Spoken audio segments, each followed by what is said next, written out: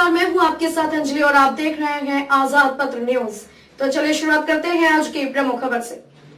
संजय राय शेरपुरिया ने बताया कि उनके गांव शेरपुर को गंगा काटन से बचाने के लिए योगी सरकार और लोकप्रिय विधायक अलका राय जैसे तत्परता के साथ कार्रवाई की। हम शेरपुर वासी उसके लिए भाजपा सरकार को धन्यवाद देते हैं। 2022 की चुनाव भाजपा को जिताने का संकल्प लेते हैं। संजय राय शेरपुरिया ने कहा, भाजपा और योगी शासन में ही प्रदेश का विकास संभव है। उन्होंने कहा कि 17 मार्च 2022 को 11 बजे मैं योगी आदित्यनाथ संविधान की शपथ लेता हूं। आज पूरा प्रदेश सुनेगा। नमस्कार, मैं ओंकार नाथ राय, आजाद पत्र न्यूज गाजीपुर से। आज हमारे साथ इस देश के बहुत एक जाने माने उद्योगपति और एक समाज सेवी जिसको पूरे देश के लोग जानते हैं, संजय राय शेरपुरिया जी हमारे साथ हैं। और तो हम चलते हैं संजय राय शेरपुरिया से बातचीत करने, उनके विचारों को जानने की कोशिश करते हैं। सर, आपका हमारे चैनल में बहुत बहुत स्वागत है। धन्यवाद आपका। सर, ये बताइए कि जैसे आप इतने बड़े जाने माने एक उद्योगपति हैं, साथ में आप समाज सेवा में आपका बहुत नाम है। पूरे मतलब गाजीपुर में ही नहीं, पूर्वांचल में नहीं, पूरे देश में आपका बहुत नाम है। तो ऐसे में आज हम देख रहे हैं कि आप इस 2022 के उत्तर प्रदेश चुनाव में भाजपा के लिए जनता को जागरूक करें और भाजपा के पक्ष में मतदान की बात कर रहे हैं जनता से। तो इसका क्या उद्देश्य है?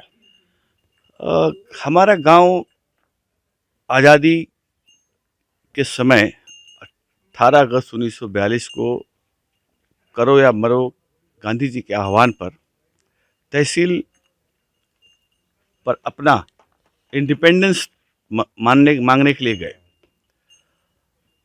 अंग्रेजों ने हमारे परिवार के नंदलाल बाबा खानदान के और ऐसे 8 लोग शहीद हो गए यहाँ पे, छोटकापुरा, बड़कापुरा, शेरपुर गांव को मिला करके। और ऐसा एक ऐतिहासिक गांव, हमारे गांव में पद्मश्री से भी सम्मान लोग हैं। ज़्यादातर हमारे गांव के लोग फौज और सेना में, एयरफोर्स में हैं, रेलवे की नौकरी में हैं। हमारा गांव कृषि प्रधान गांव है और परिवार का लगभग हर एक आदमी देश की सेवा में है, डायरेक्टली या इनडायरेक्टली। पिछले वर्ष जून जुलाई के महीने में जो माँ गंगा का रौद्र रूप आया और गांव का कटान की स्थिति बहुत भयावह हो गई। गांव में भयंकर बाढ़ आ गई। गांव हमारा डूबने की स्थिति में है। गंगा जी हमारे गांव से लगभग 5 किलोमीटर दूर थी। 5 किलोमीटर अपने बहाव को बदल देना, यह अपने आप में एक बहुत ही दुर्भाग्यपूर्ण घटना है। और हम लोग गांव छोड़े हुए लगभग 100 वर्षों से ज़्यादा हो गए। हमारे बाबा जी, फिर हमारे पिताजी, अब मैं पिछले 34-35 वर्षों से गुजरात में रहता हूं। जब हमें लगा कि हमारा गांव का अस्तित्व खतरे में है, तो हम क्या उसमें सहकारिता कर सकते हैं। आकर के यहाँ की विषय वस्तु को समझा और विषय वस्तु को समझ करके शासन को हमने जगाया, उनकी अलग जगाई। और शासन ने हमें 45 दिन के अंदर 21 करोड़ रुपए का अनुदान ठोकर बनाने के लिए दिया।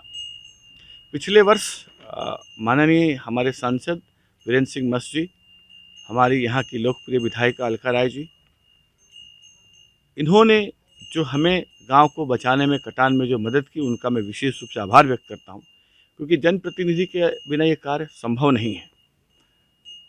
और हमारे गांव में पहले अच्छा रोड नहीं था। योगी जी ने हमें एक अच्छा रोड दिया। अब हर घर नल की लगभग कार्य पूर्णता की ओर है।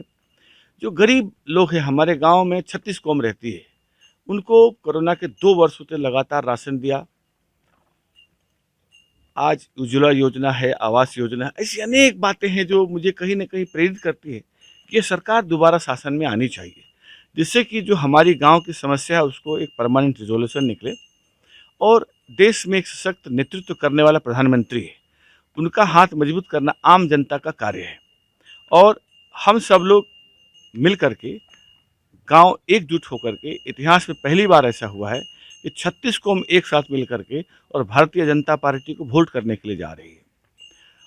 यह एक डेमोक्रेसी का पर्व है। इस डेमोक्रेसी के पर्व में मैंने गांव के युवाओं को आह्वान किया, आइए आप 100% मतदान करें। एक बार हुआ था हमारे गांव में, जब हमारे छोटे भाई अवधेश राज शास्त्री ने चुनाव लड़ा था 93% वोटिंग हुआ था।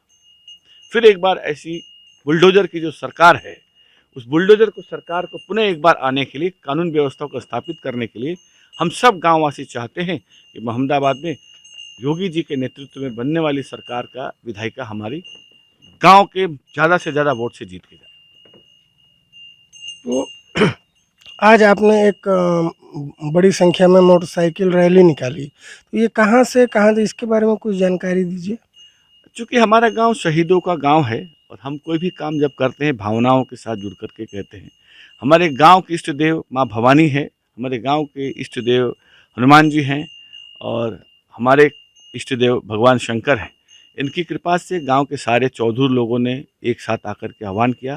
सभी जाति के लोग मिल करके लगभग 1000 से 1200 टू व्हीलर लेकर के एक जन चेतना आवाज़ को लेकर के कि हमें बुलडोजर वाली सरकार को, योगी जी को यहाँ से एक मैसेज जाए कि आप जो कार्य कर रहे हैं, जिस शक्ति से, जिस ताकत के साथ में, हम आपके साथ हैं और उसको हम ईवीएम में 100% मतदान दे करके करेंगे।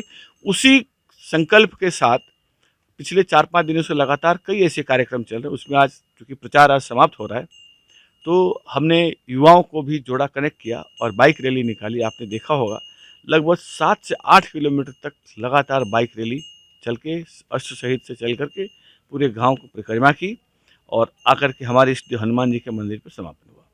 अच्छा, ये जो आपकी मोटरसाइकिल रैली निकली है, तो ये हमने देखा कि पूर्वांचल एक्सप्रेसवे पे भी आपने 5 किलोमीटर ये रैली को निकाली।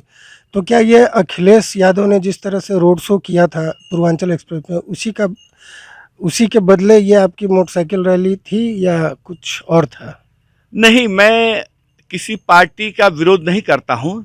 जनतंत्र में, लोकतंत्र में सबका अधिकार है अपनी बात को रखने के लिए, वोट मांगने के लिए। मैं उनके बारे में कुछ नहीं कह सकता हूँ क्योंकि यह राजनीतिक विषय, मैं गैर राजनीतिक व्यक्ति हूँ। लेकिन मैं अपने युवाओं को दिखाने के लिए ले गया था योगी सरकार ने ये विकास का पथ जो यहाँ से शुरू किया है गाजीपुर से होकर के लखनऊ तक, इस विकास के पथ में हम अलका राय जी को भारी मतों से चुन करके वापस भेजेंगे।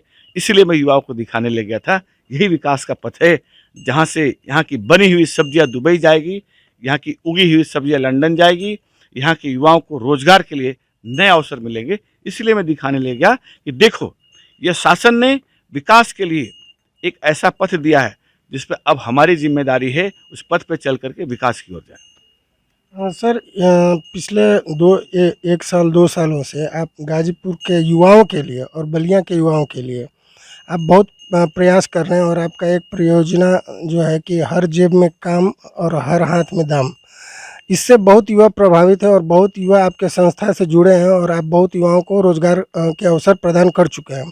तो ऐसे में अच्छा खासा जनता के बीच ये एक उम्मीद है, आप एक उम्मीद के किरण पे जनता कह रही है कि आने वाले 2024 लोकसभा में या उसके आगे आपको जनप्रतिनिधि के रूप में आप आ सकते हैं। क्या ये कुछ ऐसा है, यह सही है? देखिए, मैं एक बात आपके माध्यम से जो लोग ऐसी चर्चा करते हैं उनको कहना चाहता हूँ। मैं एक विचारधारा से आता हूँ। हमने बचपन में राष्ट्र स्वयं संघ का शाखा किया है, तो राष्ट्र के प्रति प्रेम, राष्ट्र के प्रति सम्मान हमारा सदैव रहा है और ये गांव में है, हमारे लहू में, हमारे खून में है। ग्रामीण परिवेश में हम लोगों ने जिया है, गांव गरीब किसानी को समझा है, एक गरीब क्या होता है उसको देखा। यहाँ से हमने चल कर गुजरात में समृद्धि भी देखी है। माननीय नरेंद्र मोदी जी के नेतृत्व में जब वो मुख्यमंत्री थे तो विकास की फुलझड़ियाँ उन्होंने झाड़ दी। आज हम जब यहाँ से लखनऊ जाते हैं तो पहले 12 घंटा लगता था, 4 घंटा लगता है। ये परिवर्तन है। यह तो आज से 20 साल पहले यहाँ होना चाहिए था। ये भूल है हम लोगों की, हमने ऐसे शासन को चुन के नहीं भेजा। ऐसे लोगों को, राजनीतिक क्षेत्र में कार्य करने वाले लोगों को हमने चुन करके नहीं भेजा। और प्रधानमंत्री को आज आज़ादी के 75 वर्ष के अवसर पे बात करनी पड़ती शौचालय की, आज़ादी के 75 वर्ष के अमृत महोत्सव के काल में बात करने पड़ती घर घर बिजली की, आज़ादी के अमृत महोत्सव पे देश के यशस्वी प्रधानमंत्री को स्वच्छ भारत अभियान चलाना पड़ता है। यह तो बेसिक चीज़ है।